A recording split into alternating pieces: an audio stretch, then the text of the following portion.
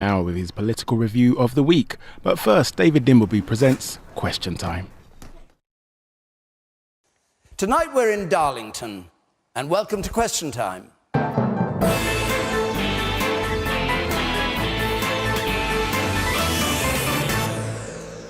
And with us here tonight, a former banker and advisor to George Osborne, now the government's energy minister, Claire Perry.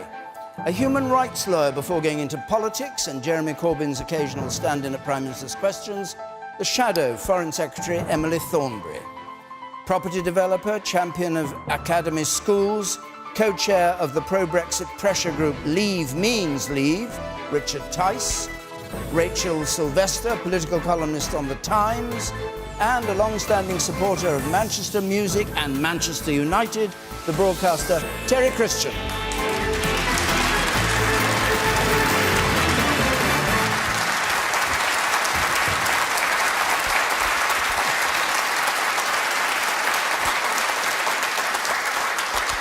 And do remember, as ever, watching at home, of course, using Twitter, our hashtag is BBCQT, Twitter and Facebook, to carry on the arguments that are happening here. Our first question, it comes tonight from Katie Woolsey, please. Should female Tesco checkout staff who want to be paid the same as male warehouse staff apply for a transfer into the warehouse? Right. Tesco, of course, who face, it's said, something like £4 billion bill for having paid women in one area less than men in another. Richard Tice, you're a businessman. What do you think? Well, look, I mean, we had the Equal Pay Act in 1970, so we've got a fantastic start. But the reality is you've got to have equal pay for equal jobs. That has to be the basic understanding. If you start to try and compare the value of different jobs within the same organisation, then I think it becomes much more difficult. But it's always up for debate. We must always do better than what we're currently doing. It's a scandal that, having had that Equal Pay Act for over 40 years, that these issues are still around, whether it's in the BBC, Tesco's or other major multinational corporations. But are you saying it's not possible to decide whether there's equal work to match equal pay? Well, it's clearly much easier to work out if you've got the same job and you've got a woman and a man, then that's very easy. If you're trying to value a warehouse job compared to someone working on the shop floor at the checkout, that actually is much harder. How do you value what it's worth to the business? Everybody's worth something to the business, but that's much harder. Okay. Emily Thornberry. I think time and time again, when you look at these jobs, the ones that are low paid are always the women's jobs. And that's how it is. And it drives me crazy. Barbara Castle introduced the Equal Pay Act in 1970. I bet she'd be turning in her grave to see that it's still going on and that women are still systematically paid less than men. The women who are working on the checkout at Tesco's are working just as long hours. They're just as important to Tesco's as those who work in the warehouse. It's just that they're the blokes, and the ones who are paid less, yet again, are the women. And, many of the jobs that are largely women's jobs, are the most valuable.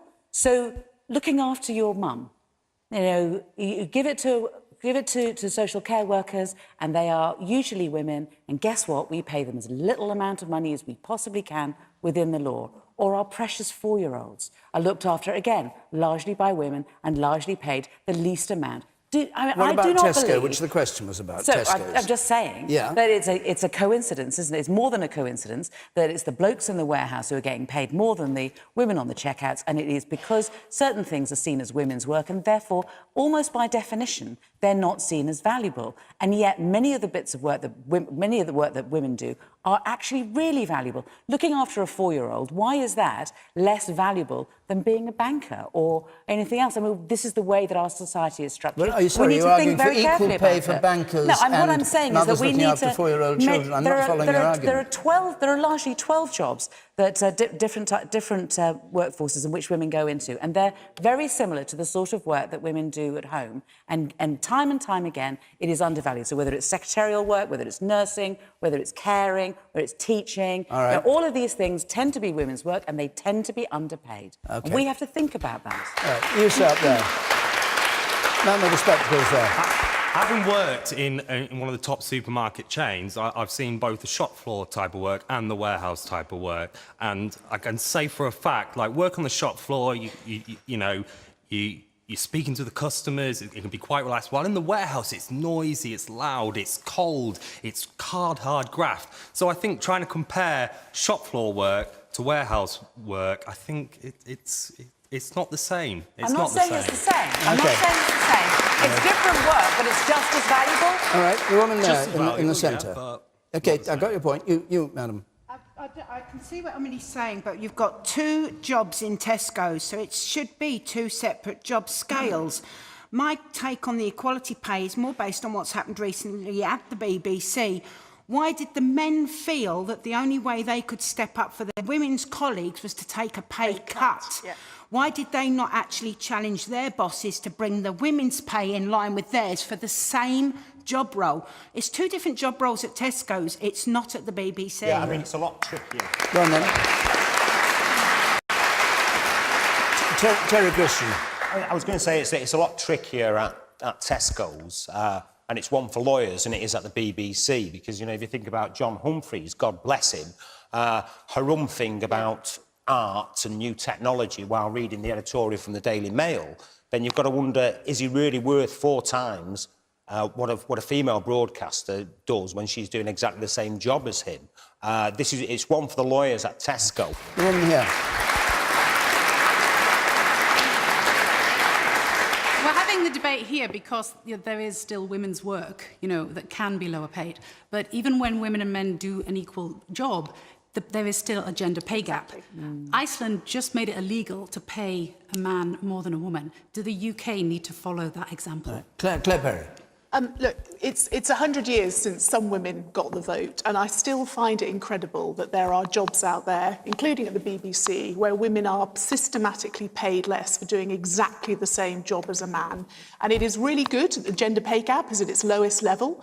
We've brought forward lots of proposals, so companies have to disclose what they're paying, and so does the public sector and so does government. I think this is a complicated case, as the gentleman said, because there's nothing to stop women taking on those jobs. It'd be one to work with interest. But we've seen time and time again, we had the big cases in local government a few years ago where women had to fight through the courts to get equal pay for the same jobs. It's got to stop. We have half the workforce now as women. We know we're going to be wanting to work for longer, and we have to make sure that we are giving women exactly the same pay and rights as some of us got with the vote 100 years ago. Yeah, I mean, certainly in supermarkets as well, the women aren't unionised. Now, maybe if they were in a trade union, then they could collectively bargain and they would get that. And one of the problems, and, my mum used to always say this, one of the reasons that women are often paid less than men is they seemed very reluctant to join trade unions in the past. And even now, women are often, in jobs, decent jobs, will often do unpaid overtime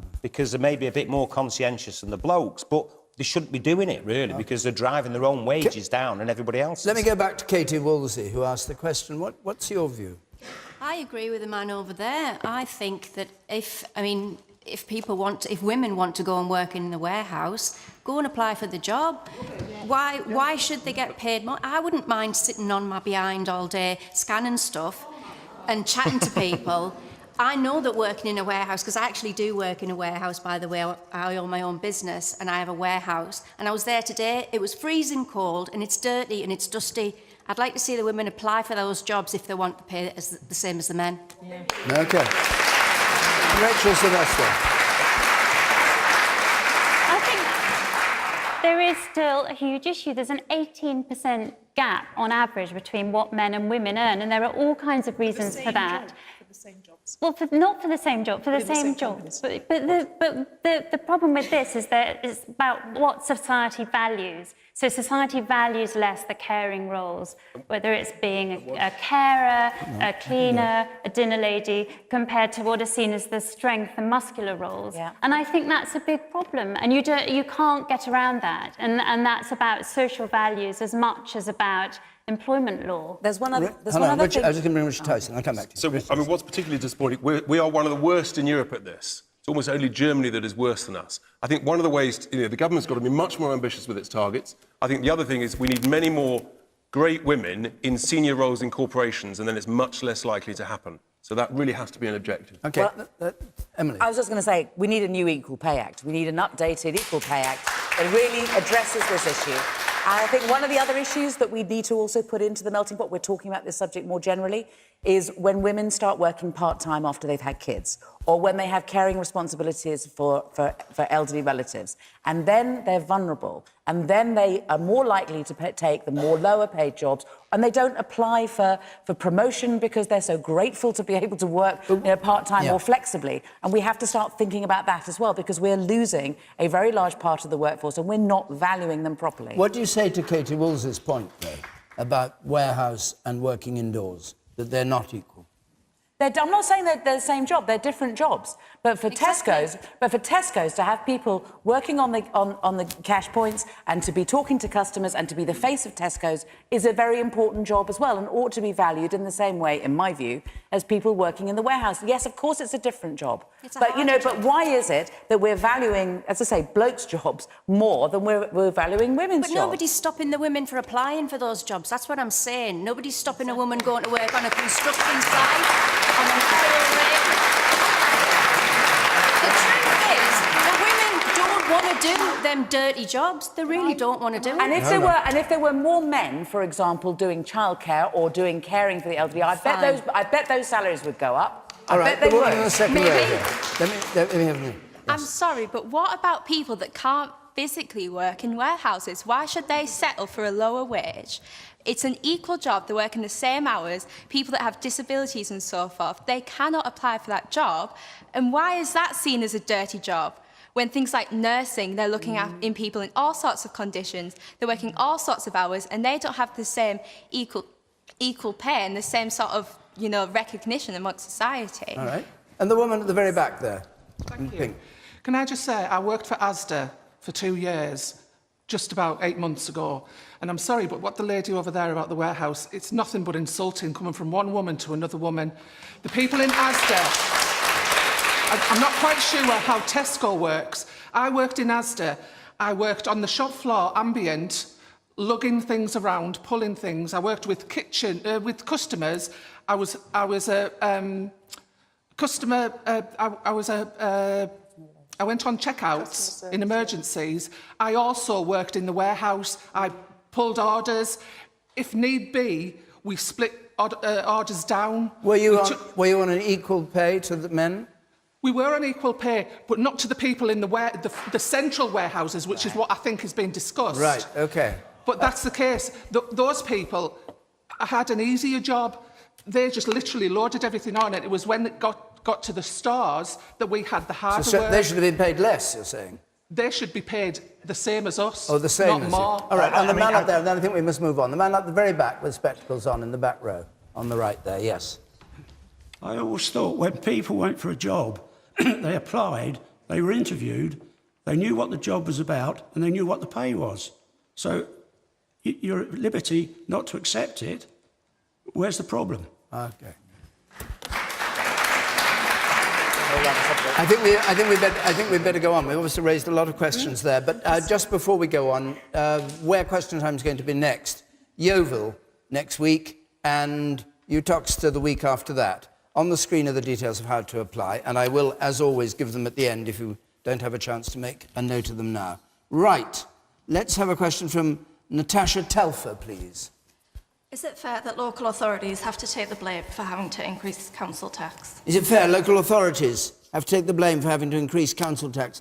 We heard that council tax, on average, is going up in almost every council in England. Scotland is different, of course, by 6%, or just under the 6% limit that they have to go to.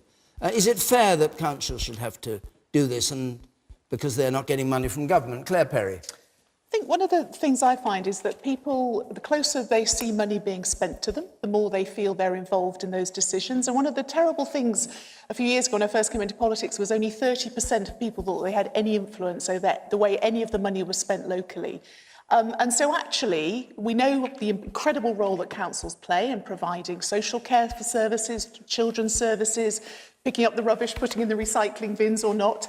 I think the more that money is spent closer to us, the more we feel it's delivering value, or we have a chance to change it. So we all know we're going to have to change the way we fund social care. I know in Wiltshire, where the council taxes are going up, people feel that it's reasonable.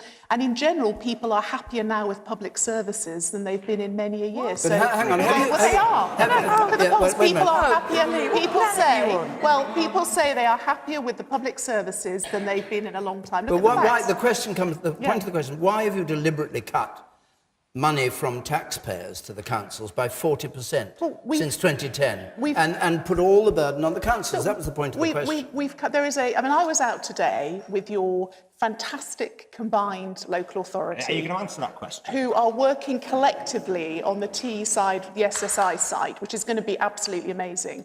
And it was about, and there's a huge devolution deal behind that, almost £500 million over the next 30 years. I think that money coming out to local government, being spent locally, is the right thing to do. But hang on, the question Natasha asks, is it fair local authorities have to take the blame? You know perfectly well what the issue is. Local councils have lost 40% of their money from central government, and they're lumbered with having to raise it from the rate from house a whole owners. Series of settlements. We want to make sure that business rates, which are raised locally and historically go whistling back to Westminster, are actually kept and spent locally. To me, this is about changing the funding base, so it's actually more money is raised locally and spent locally. Do you think it's fair, Rich? No, I think the government's passing the buck to local councils, particularly on social care. There've been something like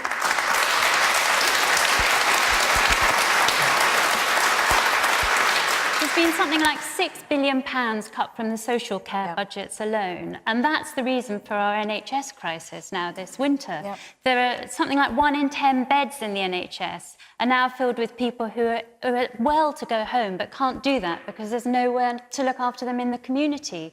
Care homes are closing, domiciliary care services can't cope.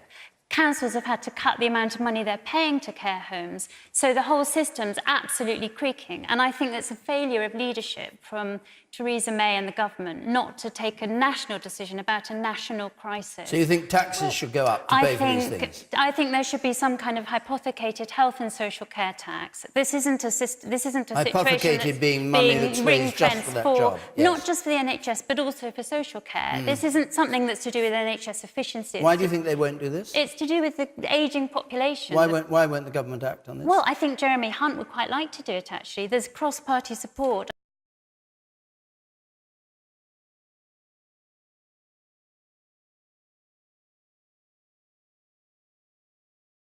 Don't put this onto local councils alone anymore, as Natasha says. And I think it's time now for the government to act. A lot of it goes back to Thatcher, because she was the first one, you know, funny enough, to start bringing the money back in from the local councils and then rate capping those councils. Now, the Tories have always been the party of indirect taxation. So they would always tax in a way where you couldn't blame them directly. You know, back in the old days when we had a nationalised gas and electricity and water and stuff like that, if your water or your gas bill went up, you blamed the government or you blamed your local council directly. Once you've privatised it, you take that away. And so it's like, oh, it's nothing to do with us. And this is the problem now with libraries shutting down. Everywhere's creaking because the whole country is in a mess. And to use a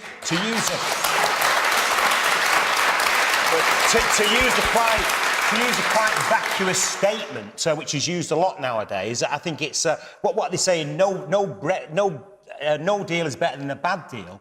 I'd say no leader is better than a bad leader. And at the moment, we've got no leadership in this country. We've got no government.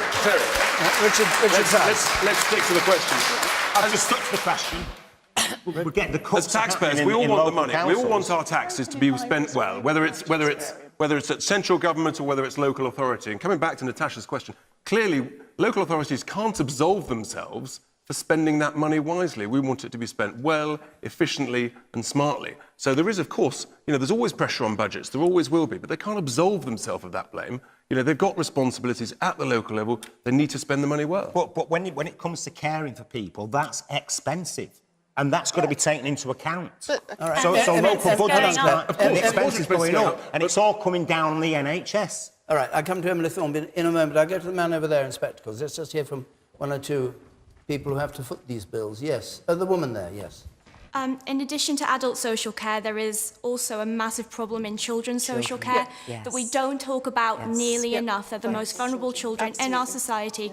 The Local Government Association says that by 2020, I believe there's going to be a £2 billion national deficit in this area, and we are seeing such an increase in demand in the North East because children and young people are being brought into care through neglect in this age of austerity. And is it your view as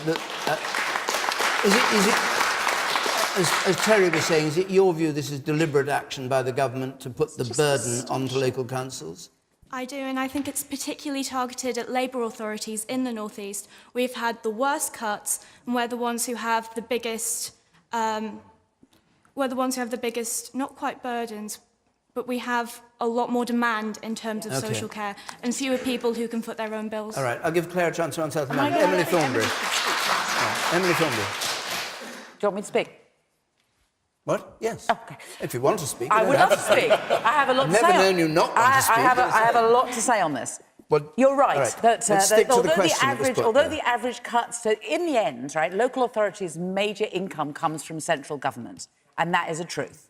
And to put up council tax will never make up for the amount that councils are losing centrally from government. And on average, it's 40% cuts, but you're absolutely right. Guess what? The poorest areas are the ones that are getting the biggest cuts. So you're not alone in the North East. Deprived inner-city boroughs like mine, we've got 60% cuts in my area, where I have some of the worst child poverty in the country. So what they're doing is that they're cutting back the fund centrally, and then what they do is they decentralise the blame. So that they cut their money from central government, and then local people say, what's happened to our bin service? Why are our streets so dirty? What is going on? And they blame the councillors. But actually, it's central government, and it is being done deliberately, and the chickens are coming home to roost. That is what's happening. And we know that the people who really suffer are those who are the most vulnerable, because councils absolutely have to look after children who are on the verge of going into care, and they don't have enough money. And councils have been telling this government, pleading with this government, councils of every stripe, and they just have cloth ears on this and will not listen. All right. And as for social care... OK, I think the man's made.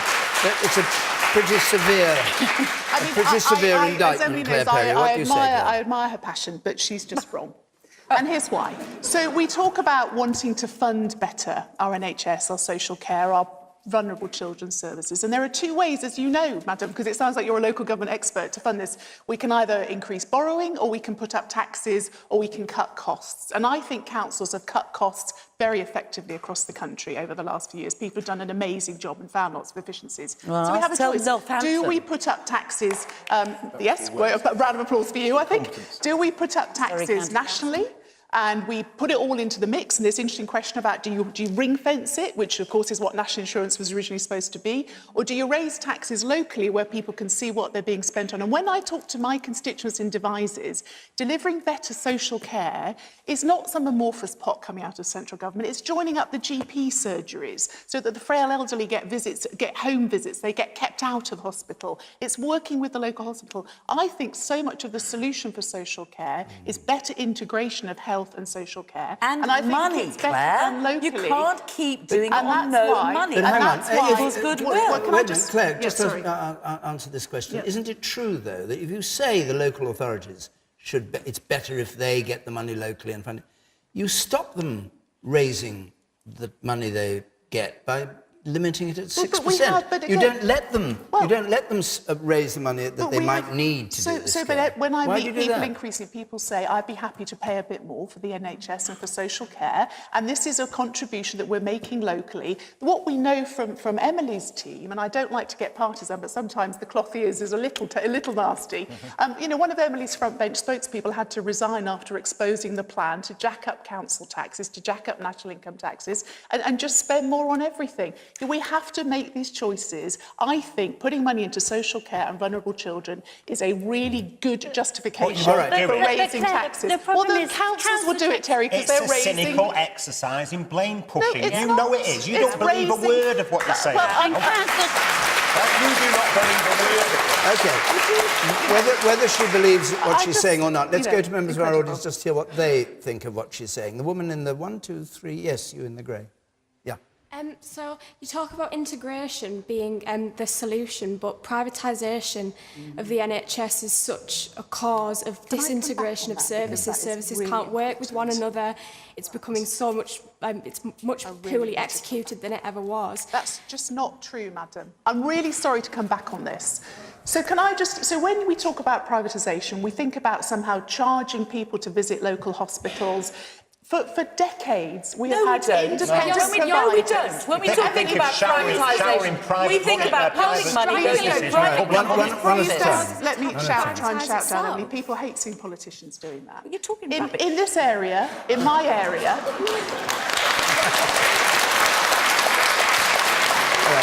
We can exchange insults or we can talk about the facts. So the facts are, in my constituency and in this one, there are independent providers of services providing services free for the NHS. Things run by Care International. Macmillan Nurses is an independent provider. That started under Tony Blair. It's continued because actually we shouldn't have ideology in the health service. We should protect it and make it free at the point of demand for everybody who needs it. Stop the ideology and focus on facts. Claire, the question is not about that. It's about local authorities, about the increase in the rates. I was responding to the point yes, I know you were. privatisation. The man there in the third row. Yes, how about instead of cutting budgets and forcing local councils all over the country to put their taxes up, how about you cut the foreign aid budget and then that money could go towards other things that are needed in this country? Okay, and don't say every point that's made. Don't sit there shaking your head. All right, we got your point. It's a sensible solution. Fine, let's hear let's hear from the man at the very back there, up there. I think you just need to look at, rather than what's coming in, is what's going out. And when you look at this local authority here, generally the net spend has been pretty consistent during this period of austerity. If you look at also, it's the fact that councils have an obligation to carry out a statutory or provide a statutory service. Now, this council here again spends on non-statutory services, and that's fine as long as they're breaking even. But when they're costing a lot, we need to look at what we're actually spending our money on, not what's coming in. Are you saying that they're spending money they didn't need to spend? They're spending money on non-statutory services, which are making a loss. Like what? The Dolphin Centre. Oh. But it's great. But it'd be peanuts. Where we're sitting. It'd be absolutely peanuts. Well, no, this is actually Central Hall. The Dolphin Centre is next door. But the swimming pool and all that, where we've been all day, not swimming, but getting ready for this programme. You think that shouldn't be funded by the council? And you also, come back to what's coming in, the Labour government, over the period of the Labour government, council tax increased by 100%. Now, during this period of austerity, council tax generally is only increased by around about 15%. Okay. So you've got a significant imbalance there. But who would you like to have pay for the swimming pool? I think it should be private. Okay. So, somebody who basically makes a profit. Okay. And you in the second row here, one more. I work in healthcare in a senior role. There's a reality about we do need to do more. We do need to integrate services. We are working very closely with our GP, primary care services. We're doing everything we can in that. But the absolute reality is there isn't enough funding to go around. And non-statutory services include services for very old, very frail people. And how would you feel if your very old, very frail, elderly mum was actually in need and wasn't able to access the services that are required and then would need, despite all of the work around integration, because they don't get the care that they need, they end up in hospital and stuck there. A woman there, sorry. Yes. The fact is that the National Audit Office have produced a report to say that private finance supporting statutory or non-statutory services is an inefficient way to support what we really need in this country. So I don't agree with that gentleman up there that said that we should privatise places such as this Dolphin Centre. I think it's a totally ridiculous statement. I just wanted to go back to the original question and question what Claire was saying, because actually, councils, it's the least.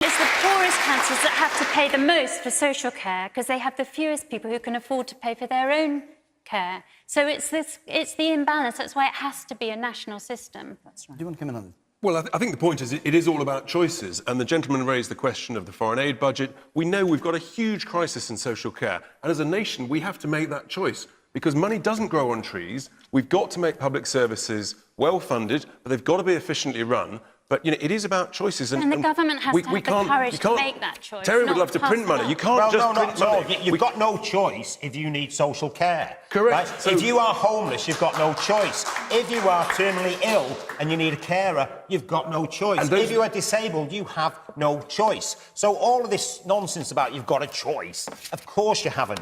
Get into the real world. All right. The government's got to make a choice. Okay. Where does it invest the money? Because what you save in the short term ends up costing you more We've got in the many long more term. questions. We've got many more questions that our audience here in Darlington want to ask. So I want to move on to another one. So I've got 2 or 3 more I'd like to get through, and we're halfway through the programme. But let's have this one from Helene Lawson, please. Should John Venables continue to have anonymity at the taxpayer's expense? John Venables, who was this week found guilty of possessing child abuse images for the second time, jailed for 3 years. And there was a question raised about whether he was entitled to be given anonymity. Rachel Sylvester, what do you think? This is just an awful, sickening case. But I worry about removing anonymity from him because I think there could be a real kind of mob mentality about him. And I'm not sure it would actually help society in the end or protect anyone. And I think the criminal justice system, however evil people are or vile, the criminal justice system has to be fair and even-handed and dispassionate. And there are people who aren't going to agree with that. I totally understand why James Bulger's family feel very passionately about this. But I think you can't have a criminal justice system that's really made for victims. It has to be at a higher level. And it has to be even-handed and fair rather than vindictive or vengeful. Helen, do you agree with that? Yes, I do. Yes. You do agree with that? Right. Terry Christian. I mean, again, I agree really with what Rachel said. You know, the whole thing is very sad and sickening, you know, and especially when you think they were so young when they committed that atrocious crime. But it's like, you know, where do we go? You know, I think it was in 1842 when we decided we'd no longer hang kids under the age of 7 or something like that, you know, and it's like, how much punishment can you give them? And you've got to wonder what sort of upbringing they had to turn out the way they did. Mm. You know, it's scary. I mean, clearly you have to treat people equally and fairly. You can't make sort of special, separate cases for different people just because you think it's ever more desperate. You know, we've got such a great legal system, but you have to treat people fairly and you can't differentiate. Well, his anonymity, which was imposed after the case because he was a child at the time, should remain all his life. I think it should just be applied the same for everybody, whoever you are. How do you mean, whoever you are? Well, I mean, we can't make different rules for different individuals going through the system of whatever age they are. I see. The woman at the back there, what do you think? Yeah, what I'd say is I think anonymity is really important for that sort of thing because social media, like look, when Shannon Matthews' mother, Karen Matthews, came out all over the papers, all over Facebook, social media of her face, and I just think it would just promote vigilante groups to go around following them. It could encourage like violent attacks and things like that. What he did was disgusting, and you can't, he was a child then, but now continually doing disgusting things. But if you remove the anonymity, you're just going to encourage vigilante attacks. Okay. Does anybody disagree with the points that are being made, that wants to speak? You do. This guy's done a terrible crime when he was young. And he paid for it. He came out and he did the same thing again. Well, not quite. Well, he did bad things on the internet. So how do we protect ourselves from this individual? Because we're not putting him in prison long enough. People don't know where he is. He could be doing it again. So I don't think we're safe without knowing exactly where he is. Well, Emily Thornberry. I mean, I agree with you to a certain extent when you talk about us having a great legal system, but we don't have a great justice system as a whole. And I think that there's a lot of work that we're letting go and a lot of things that we used to do better and we're not doing as well now. In order to keep us safe, sir, we need to not only punish people and keep them out of the public sphere, but we also have to do some work on rehabilitation. And we have to have a decent system that when people leave prison, that there is some attempt to, a probation service that is there as a safety net in order to ensure that people are, doing the best they can to get back into society and to keep on the right side of the law. And we've done that. We've given him the chance, but he's blown it again. I understand that, but there's a real problem in terms of protecting our society about making sure that people are rehabilitated. Because you can't just, if someone commits a crime, you can't lock everybody up forever until they go. But the point is, sorry, let's get this clear. Again. This is the second time he's been arrested and in prison for these offences. What he's saying is that allowed to go on all his life, that he'll never, ever be revealed who he is, that it's a condition that he'll remain anonymous? I think, as people know, the crimes that he's committed now are serious, but obviously nothing is as serious as the original crime he committed as a child. And the difficulty is that if his anonymity is got rid of, he will be at risk of losing his life. OK. Does anybody else want to disagree with the points that have been made on the panel? I'll come to you, Claire. You at the very back there, yes. I personally believe, obviously, the initial crime was horrendous. I still remember watching on the news. You couldn't imagine somebody that young actually doing something like that. Now, you've both mentioned we've got a great justice system. How about we set a precedent and say, right, you do it again, I see you in my courtroom again, you're losing your anonymity. All right, Claire, OK, Claire Perry. Put the ball back in the next ball. Let's see if he can actually be rehabilitated. I mean, I think those images are seared in everybody's memory of that little lad going off in Bootle. And actually, the only positive thing, if you like, that came out of that was that it appeared that these young men, who must have had the most unbearable upbringings to do those sorts of crimes, appeared to have gone through the system and it had worked. They had achieved a level of competence, they were able to function. And the only thing I would say is the system is actually working. So he's coming out, they obviously know where he is and what he's doing. They're finding the fact that he is consuming this vile imagery and he's breaching the terms of his licence and going back to jail. I'm not suggesting that isn't a cycle that should continue forever, but I don't think revealing his name does anything to make the chances of him doing that any less. The bigger problem actually, sir, if I may, the other big problem is the fact how easy it is to access that sort of sickening stuff on the internet, and the work that we've done over the years cross-party to try and tighten up this system so you can't find that stuff is hugely helpful. The woman here, and then we'll move on. Yes, the woman there. Where's the fairness for the Bulger family that are forced to relive this every time this happens? Well, that is...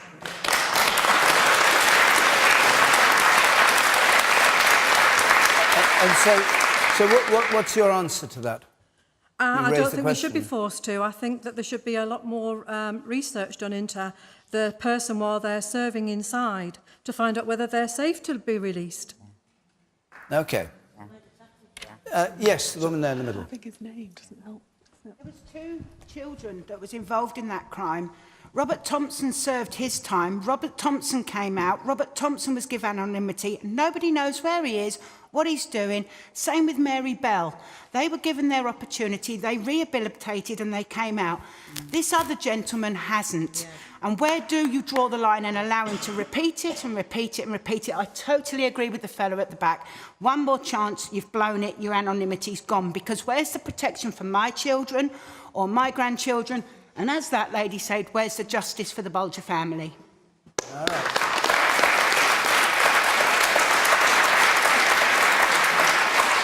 Right, now, we're moving on to another subject. I have just to say to people watching this programme that I asked this audience whether they wanted this subject discussed this week, and I have to say 75% of them said they didn't want it discussed. And yet the biggest pile of questions we had was on this very subject.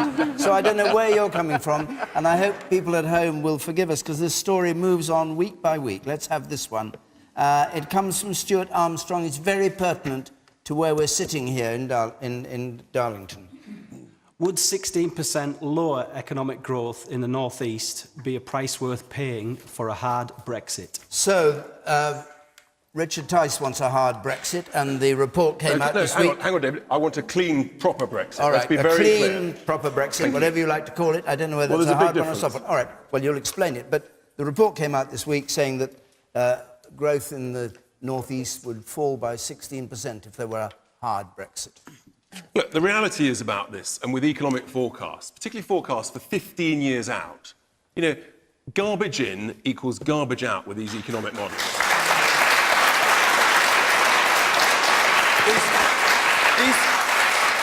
These models were produced by the same people who, during the referendum campaign at the Treasury and the civil servants, they said that within a year we'd be in deep recession, we'd lose 500,000 jobs, the tech firms would leave, the banks would leave.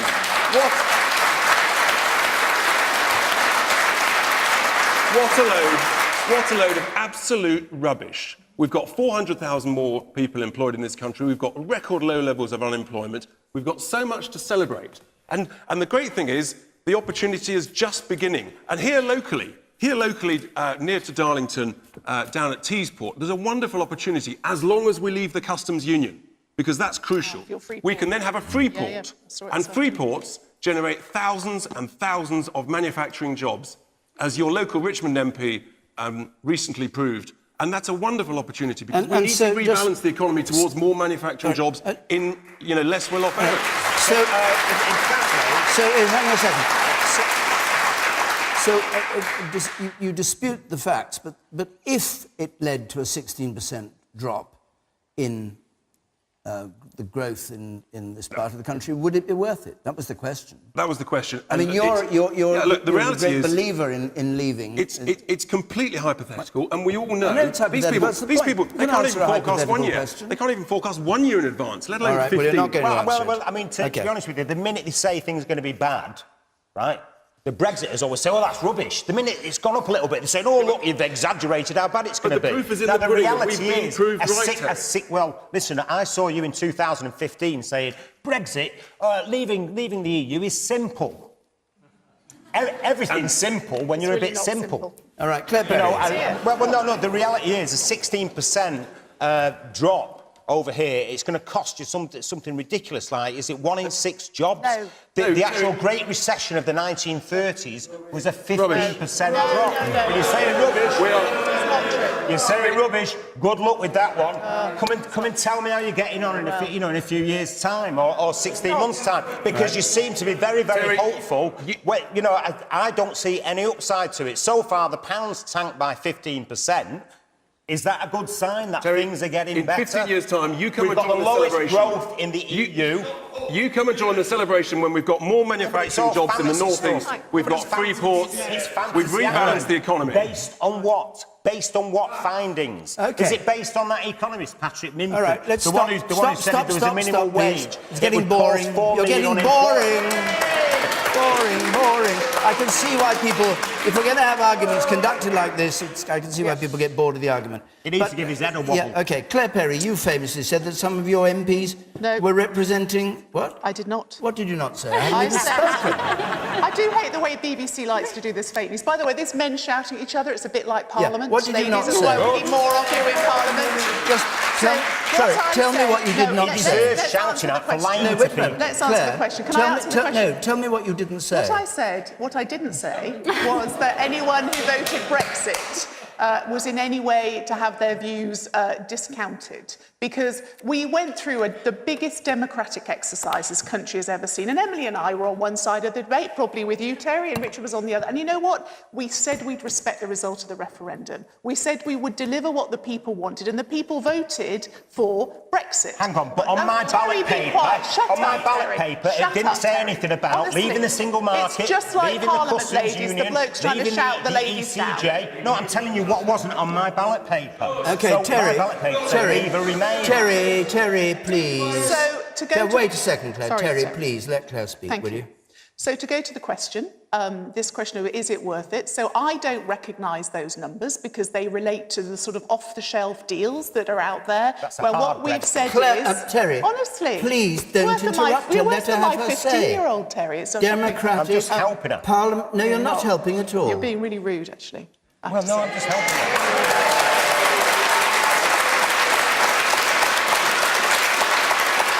Okay.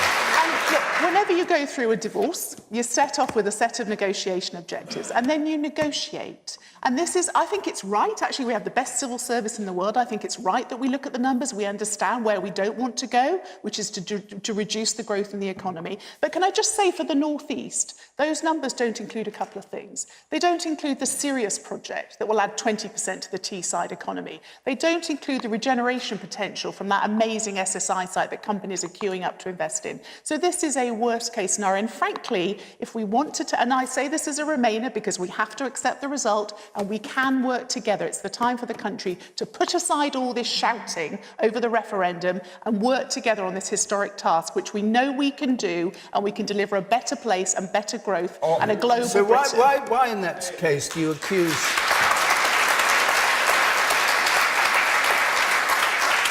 Why in that case do you accuse some of your colleagues on the back benches? I did not do this. I haven't said it yet. I know what you're going to say. What? You're going to say... Swivel-eyed. No, They're representing swivel-eyed constituents, No, you said. I said in a private group, one of the problems with social media is things leak. That's a lesson for all of us. What I said is I hate extremism in any form. And people who are shouting about my colleagues, all of whom swear an oath of allegiance to the Queen, and calling them quislings and traitors for expressing their views in Parliament, I think that language is disgraceful. Okay. And I think the people that say that, and they're not people who chose to vote to leave the EU, these are extremist voices, and there are too many extremist voices, frankly, on both sides of the debate. Frankly, often gentlemen shouting really loudly. I'm not being extreme. And we want to get together in the Rachel, middle and deliver this deal. No, you can't. Rachel Sylvester. Nissan. No, you just Nissan. sit quiet and This wait. sounds just Rachel said it's going Sylvester, to I'll bring come back the to you. new model to be And women manufactured. can in sometimes Sutherland. keep saying that, they're talking worried about too. custom Rachel delays and Sylvester, tariffs. please. I think this question goes to the heart of why the government is in such a bind over Brexit. I spoke to a minister recently who said, I've got to choose between what I think is in the national interest and the party interest. And I think Theresa May, in her heart of hearts, is unsure whether she's doing the right thing in pursuing this quite hard version of Brexit that some in the Tory party are encouraging her to. And I think this goes to a wider problem, that this has got so messed up with party politics. The politicians are putting their parties and thinking about their parties rather than the voters. And meanwhile, a lot of the reasons that people voted for Brexit that actually aren't all economic reasons. They're things like public services, things like the housing crisis, issues that aren't being dealt with, and they're all being brushed under the carpet and ignored. And I think there's a real danger that Brexit sort of become party political squabble, and actually the real problems in the country aren't being dealt with. OK, the man in the blue shirt there. Blue shirt. When... Which people? Hang on. Let you speak. The man in the blue shirt. Are we hearing from you? Yes, with the beard. No, it's your turn to speak, Thank please. you. Not Terry's. Thank you. When will the hardline Remainers from the political and media elite of this country start to have some faith in this country's ability to perform on the world stage? Okay. People like Terry... What the media elite? You mean like Boris? Like those rebels like Boris Johnson? Shouting over people like that. Hold on, let's just hear one person at a time, and not always you, Mr. From the media, Christian, yes. from the left side of society, left side shouting of over Brexit. people. It's just arrogant, and it's just they have no faith in this country's ability to perform, and it's one of the world's most powerful, strong, economically, Okay, militarily. Emily Thornberry. Have some faith. Emily Even though the Thornberry. pound's tanked.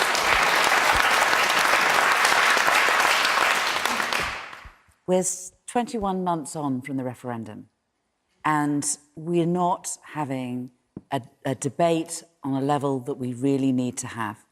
I think that it is really unfortunate that on the one hand we have people accusing other citizens of being swivel-eyed loons or racists, and then on the other side of the debate there's people saying that the other side are traitors.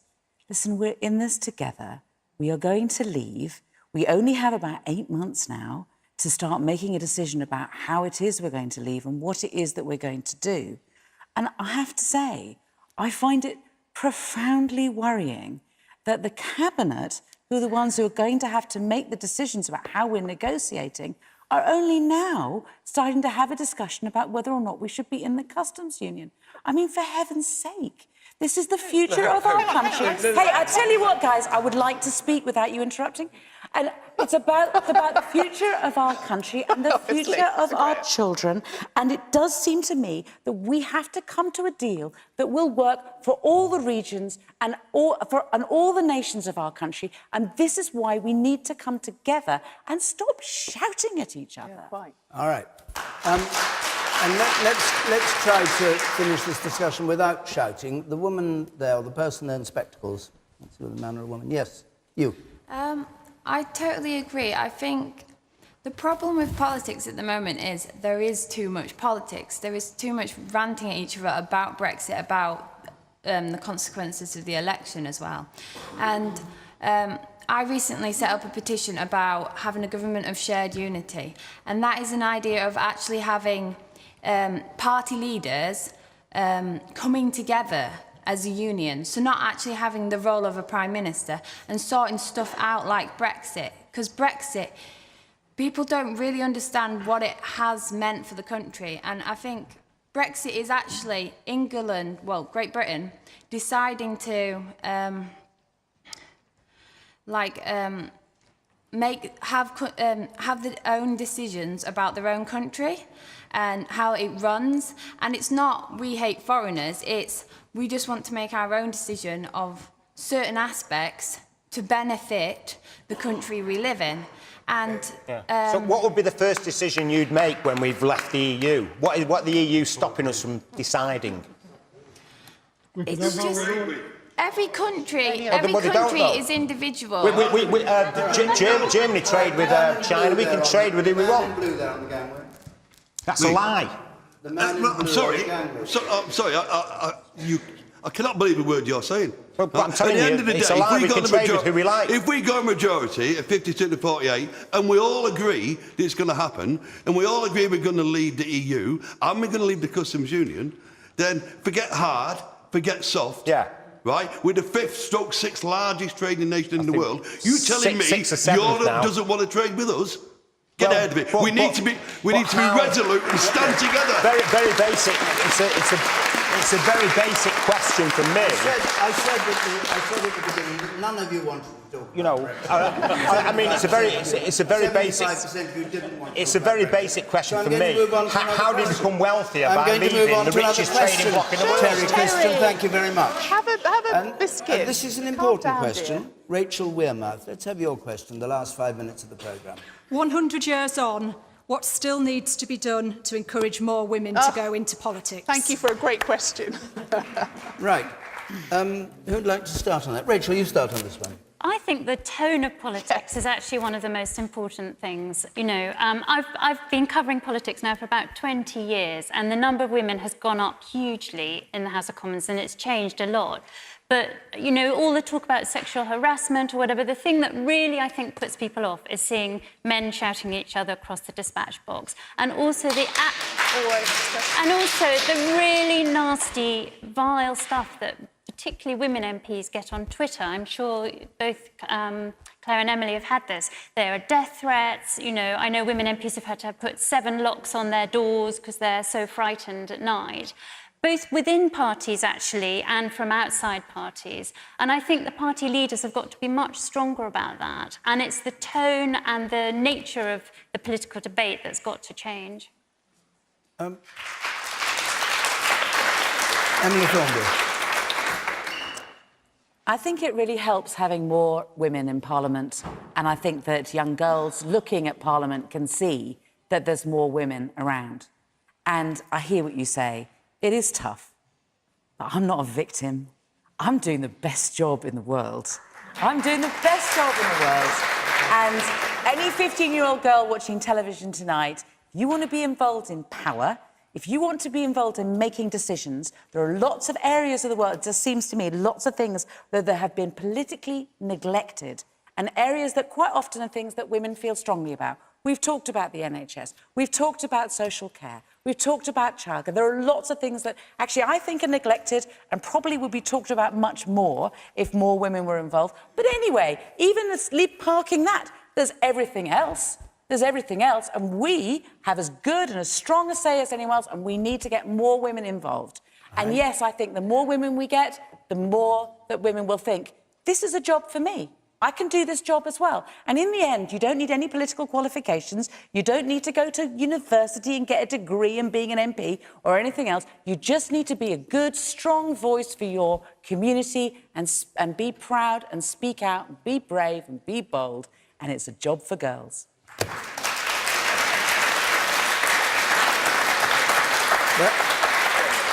There's an arm up there, and I can't see who it's attached to. But anyway, with the long sleeve there. Yes, that person. Yes, it's you. I think what the main thing is politics. It needs to appeal to younger people more, because that will be the next generation of MPs and people who work in Westminster. Because I know a lot of my friends, when I talk about it, they'll say, "Oh, but politics doesn't affect me. It doesn't interest me." And when actually they start to look into it, they think, "Oh, actually, it does affect me," and that's when they become more interested. I think as well, if you appeal it to them, they'll think, "Oh, actually, I do want to go into that." So you need to, rather than saying, "Oh, women, come and join us," you need to say, "Oh, actually, politics as a whole, come and have a look at, like, interest," and that's when more people will join and promote women. All right. Claire Perry.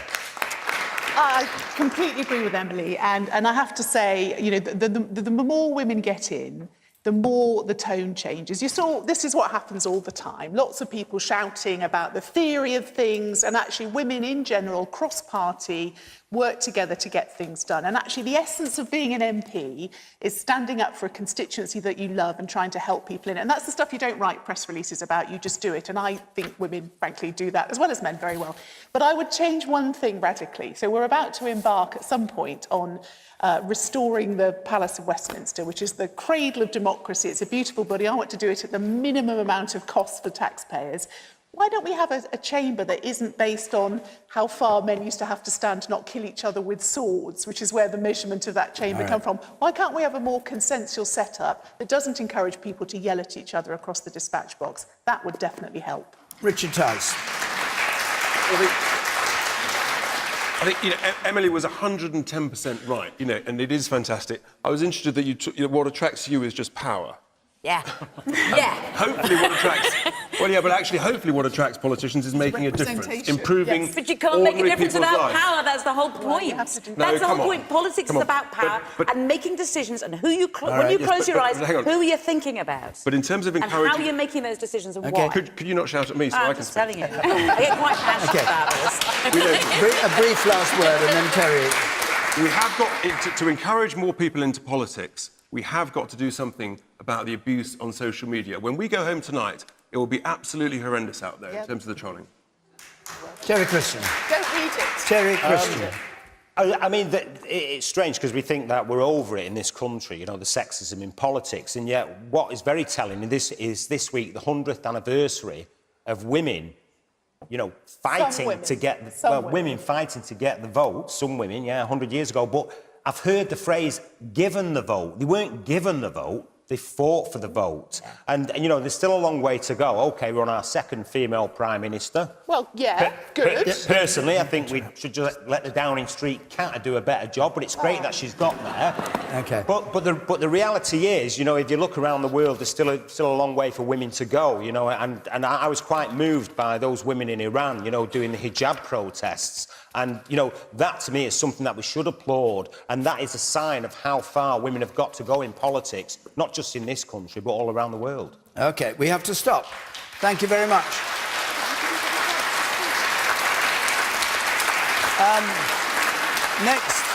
Next Thursday, we are going to be in the Fleet Air Arm Museum at Yeovil, and the week after that, we're going to be at the JCB plant in Uttoxeter. If you'd like to come to either of those two Question Time editions, call 0330 123 9988.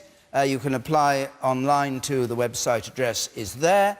If you want to have your say on the many things that have aroused our panel and audience here tonight, join Question Time Extra Time on BBC 5 Live now, and also you can watch it on the iPlayer. My thanks to our panel and to all of you who came to Darlington to take part in this edition of Question Time, and until next Thursday, good night.